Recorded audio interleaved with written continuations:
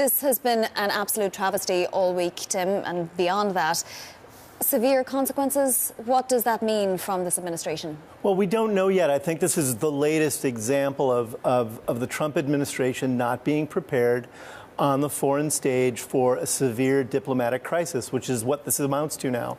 And I think they've been making it up as they go. And it begs the question of why the president has taken so long to respond forcefully to this. And I think there's there's multiple reasons. Some of them are realpolitik. He gestures towards the importance of the Saudi Arabian economy on the world stage and Saudi Arabian oil, obviously. But you also can't divorce the Trump's own financial dealings from the equation here. And there's been long-standing investments from Saudis in Trump-related projects. Jared Kushner has been a strong advocate of a Saudi Arabian relationship. There's some questions about why that is. And it's all sort of come together to create this very stuttering response. He talked the other day about Saudi being a strategic ally, and indeed it is. How much can the U.S. distance itself from the biggest economy in the Middle East and, a Middle Eastern superpower?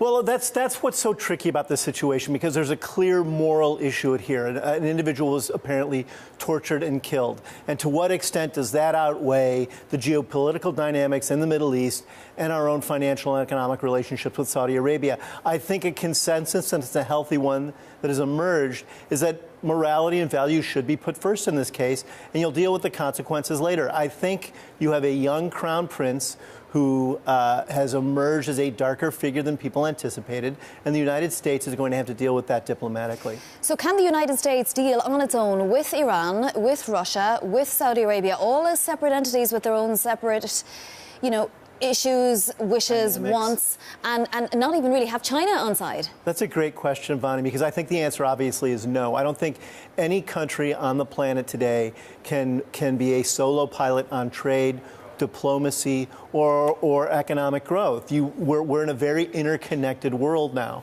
and you need allies. And I think that's the other thing that's creeping up now to haunt the Trump administration, is it spent no time over the last 2 years building up healthy, mature diplomatic relationships overseas, and it needs them now.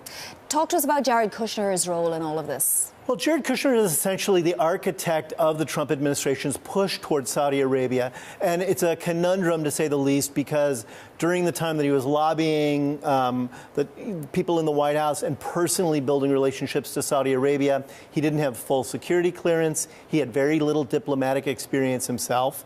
And he was trying to rescue the Kushner family's investment in 666 Fifth Avenue, and had already been lobbying other governments as investors, and it put a shadow over some of the reasons why he was lobbying Saudi Arabia. Yeah, absolutely.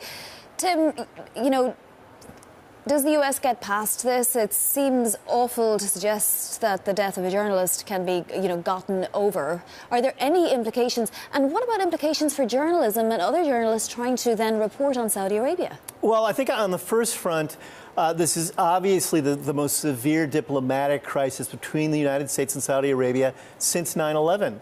And 9/11 severely strained U.S.-Saudi relationships.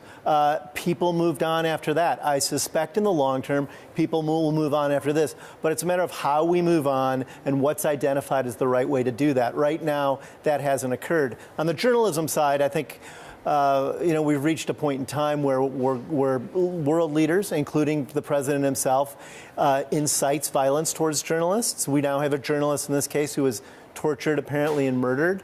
I think it's a wake-up call for everybody.